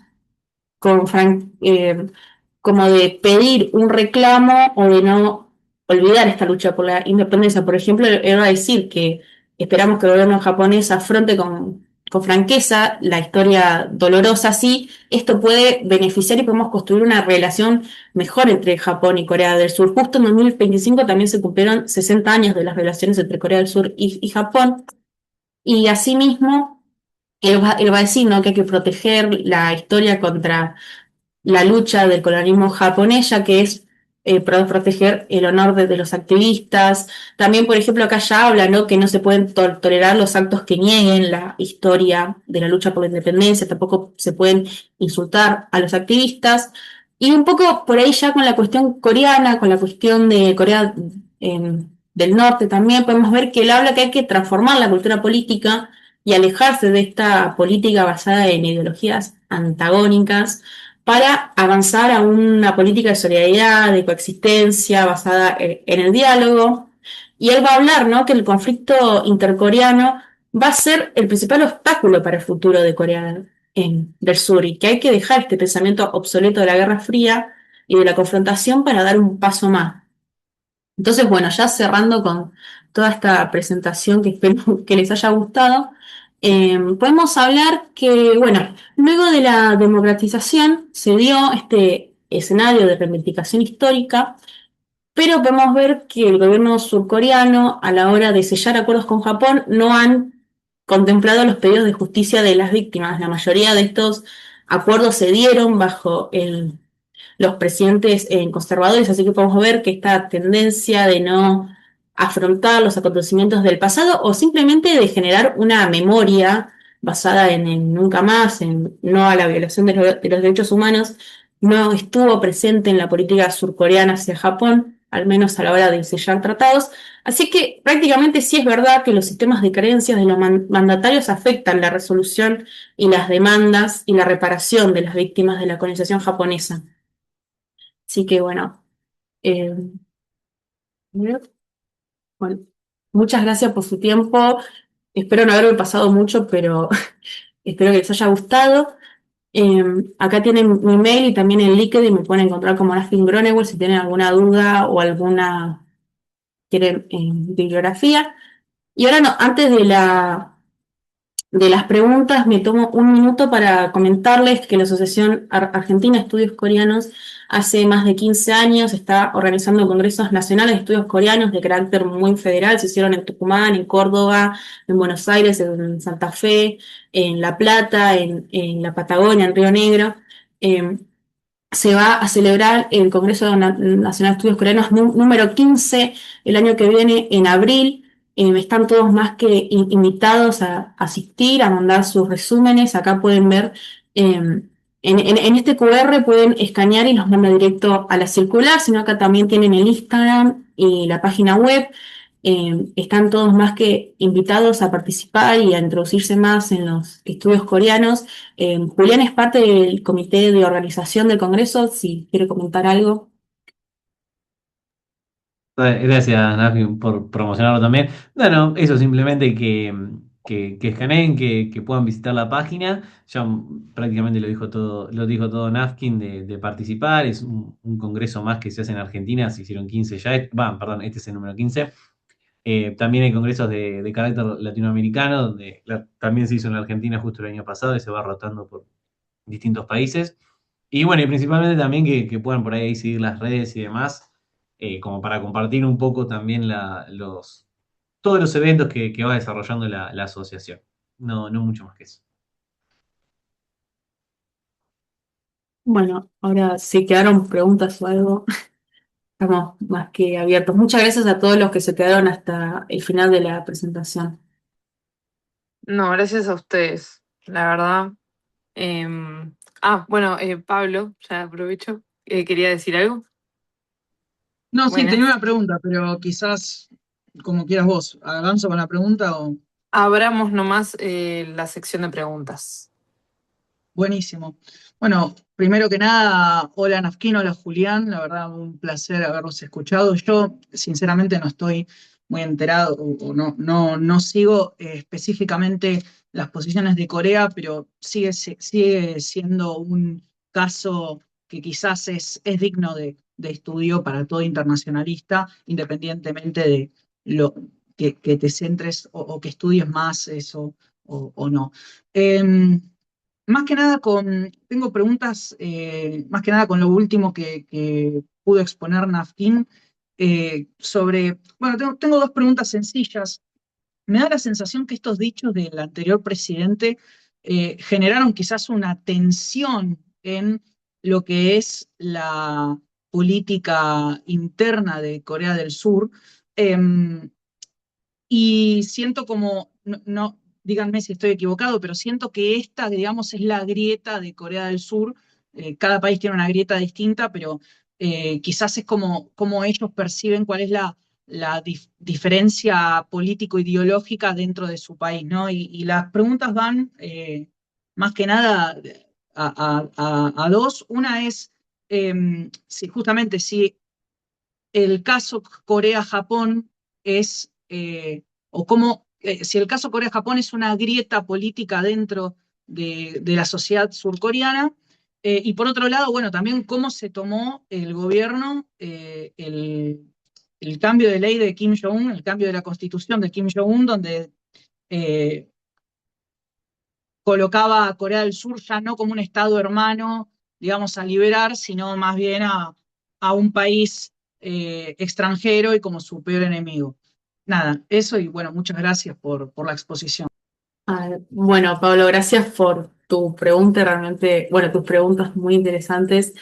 Bueno, primero, sí, se podría decir que la principal grieta de Corea del Sur o de la política surcoreana es la cuestión de Corea del Norte. Justamente, Yoon Suk-yeol no solamente tiene una causa judicial y tiene sentencia por lo que pasó con la ley marcial, también porque durante su gobierno se estuvieron enviando, o sea, él como que estuvo provocando a Corea del Norte, no sé si habrán visto en las noticias, pero por ejemplo, en la frontera se enviaban basura a través de drones o sea, drones con basura y los tiraban en Corea del Sur y viceversa. Corea del Sur tiraba drones con basura en Corea del Norte. Y así mismo como que hubo una guerra de parlantes, por ejemplo, en la zona desmilitarizada ponían parlantes con mensajes. Todo eso en el marco de que básicamente eso no va o sea, parece hasta bastante infantil, no va a ayudar a una coexistencia pacífica o a la reunificación coreana, aunque ya podemos ver que se está yendo hacia otro rumbo. Así que sí, prácticamente la cuestión de Corea del Norte es la que más difiere a los partidos políticos porque Corea del Sur en su proyecto económico, en su proyecto de política exterior, ellos no van a cambiar porque ellos tienen un proyecto de país, un proyecto económico. Lo que más cambia son estas cuestiones, ¿no? Cómo nos relacionamos con Corea del Norte, por ahí cómo nos relacionamos con China, qué hacemos con la presencia estadounidense en Corea, ¿no? Algunos por ahí son más críticos, otros no, eso va variando según los años. Y luego sí, también se puede decir que también la cuestión con Japón, porque podemos ver que en la mayoría de elecciones, al menos en la de Yoon Suk Yeol y en la de Moon Jae-in, el tema de las mujeres de confort, el tema del tratado y luego el tema de la persecución estuvo central en la campaña política. Así que sí, es como que es una pregunta por ahí que le hacen, che, ¿cómo lo vamos a llevar con Japón? ¿Qué pensás de esto? Por ejemplo, también hay propios coreanos que dicen, no, la verdad que los movimientos estos, o bueno, ahora ya la mayoría de víctimas están fallecidas, espero que quedan en Corea, creo que quedan 6 o 4. En su momento decían, no, pero esas mujeres son muy antijaponesas. ¿Cómo vas a decir que una mujer es antijaponesa por haber sido esclavizada sexualmente por el imperio japonés hace más de 80 años? Entonces, sí, y luego con eso que nombraste del cambio en la Constitución, podemos ver que el presidente Lee Jae-myung es bastante pragmático y como que respecto a este cambio en la Constitución de Corea del Norte, Lee Jae-myung ya no apela, digamos, ya como que no hay como una reunificación, sino que se apunta a una coexistencia pacífica.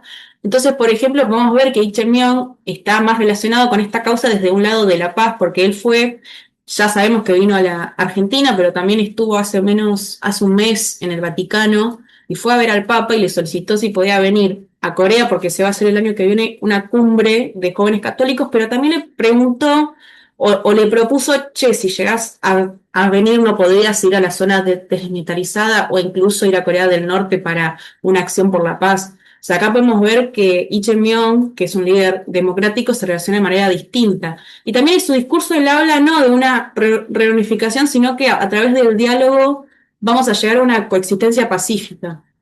Así que, bueno, esa era, si no sé si te quedó claro o alguna otra duda.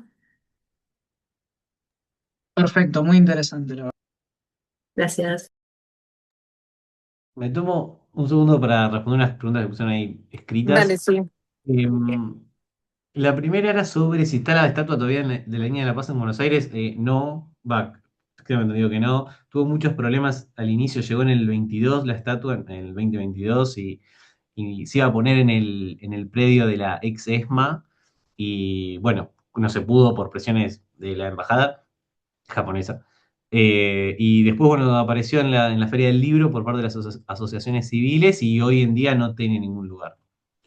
Y la segunda sobre si se intentaron imponer las religiones, o sea, de Japón, sí, la respuesta es sí. Digamos, hubo dentro de todo ese paquete de ocupación colonial, Japón intentó implementar intentó no, digamos, construyó templos y demás sintoístas para tratar de esto, ¿no? De convertir a esos sujetos coreanos en sujetos japoneses y derribando todas las creencias locales, digamos. Así que sí, esos intentos estaban a la orden del día.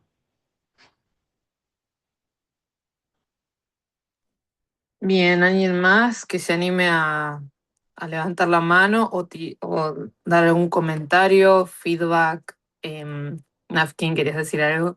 No, justo levanté el micrófono para consultarte por ahí si vos querías hacer un comentario final.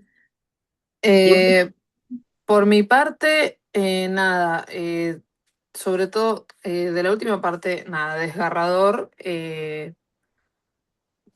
Soy muy sensible, me quedé medio sin palabras, pero muy importante porque muchas personas hoy en día es como que circula todavía ese pensamiento de que no, el feminismo, este tipo de luchas son cosas del pasado.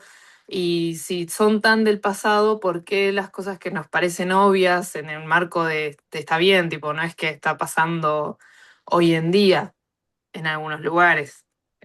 Pero entre políticas son cosas que deberían ser de sentido común, de ponerse de acuerdo, tipo, ¿por qué estar en desacuerdo con una disculpa? Son gestos que, nada, lo simbólico a veces también significa un montón, no es tan vago, no es tan, tiene importancia, así que nada, me alegra mucho de que desde nada, que ustedes nos brinden a nosotros en el área este espacio de conmemoración, que es igual de importante que la parte más, como más bella, si se quiere, que presentó Julián. Yo cuando tipo, terminó Julián dije algo así como que me pareció hermoso y pareció raro porque él estaba hablando de guerra, pero lo que pasa es que yo me quedé con toda la parte cultural, toda esa parte de lo que habías contado de la radio, de las canciones, a mí eso me parece como muy, muy lindo, muy poético, como a veces en esos espacios de lucha, de revolución, igual surgen cosas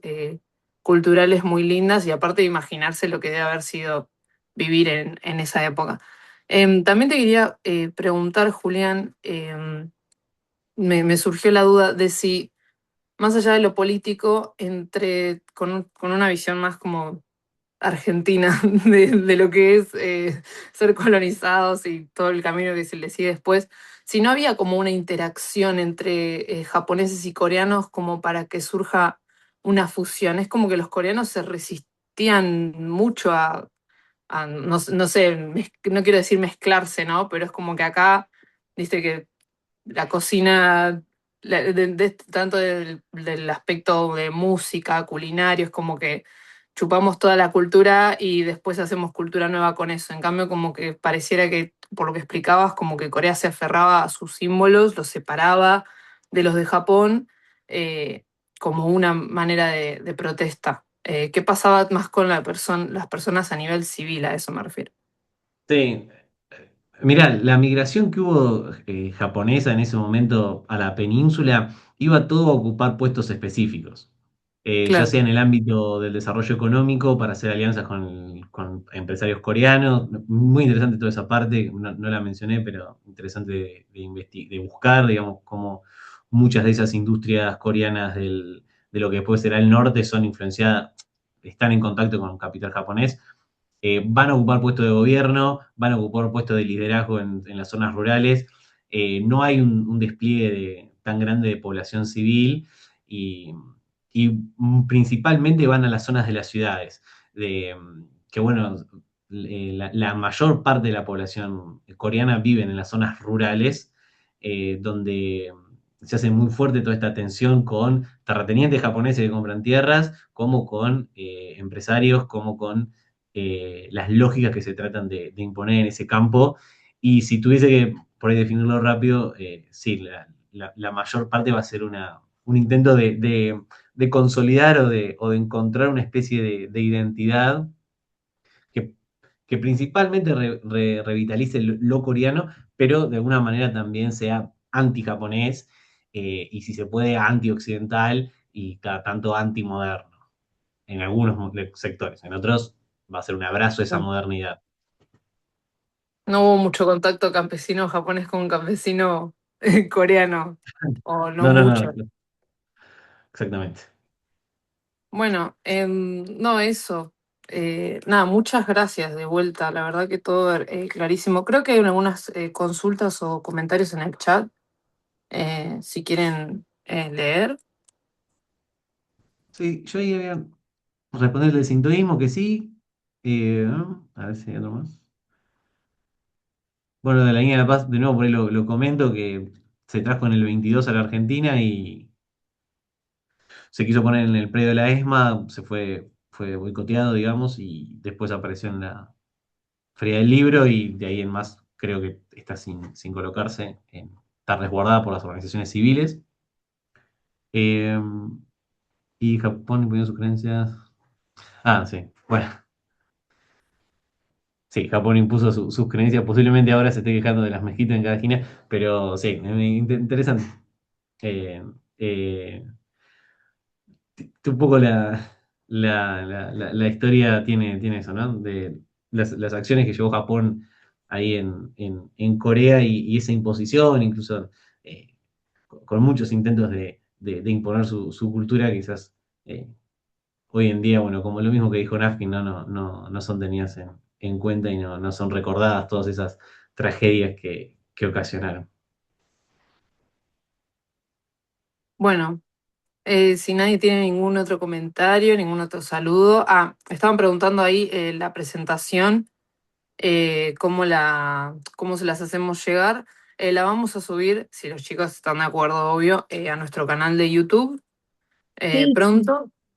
Así que nada, buscan Sedema en YouTube y están todas las conferencias, todas las charlas, porque esta es libre, es abierta, así que la van a poder encontrar.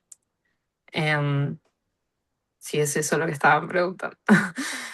Pero nada, ustedes, Julián, Nafkin, ¿algún comentario final? ¿Despedirse? bueno, muchas gracias a Sedema y a vos, Eleonora, por la coordinación y la moderación del encuentro. Y que bueno, gracias a todos por las felicitaciones. Y bueno, espero que en este encuentro se hayan llevado o hayan conocido un poquito más sobre Corea, sobre este periodo, desde tanto la visión histórica que aportó Julián, sobre también un poco ya la visión un poco más de política reciente en Corea del Sur. Y bueno, también recordarles a todos que están más que invitados al Congreso Nacional de Estudios Coreanos en Tandil y que si tienen dudas nos pueden escribir a nuestros mails o a CEDEMA y bueno, que llegarán las dudas de CEDEMA hacia nosotros. Sí, bueno, ya Bueno, creo que lo dijo todo Nafkin. De nuevo, por mi parte, agradecerles y agradecerles a ustedes de la organización que hicieron posible esto y que hablemos un rato de Corea. Eh, Así que bueno, agradecerles por eso. bueno, termino de grabar. Muchas gracias. Un beso Muchas grande a todos. gracias. Gracias a los que se quedaron hasta el Chao, hasta luego. final. Nos vemos. Muchas Chao, gracias. hasta luego, gracias. Nos vemos. Hasta luego, muchas gracias.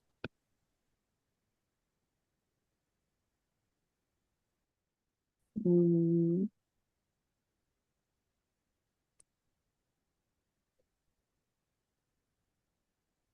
Ay, ¿cómo los quito?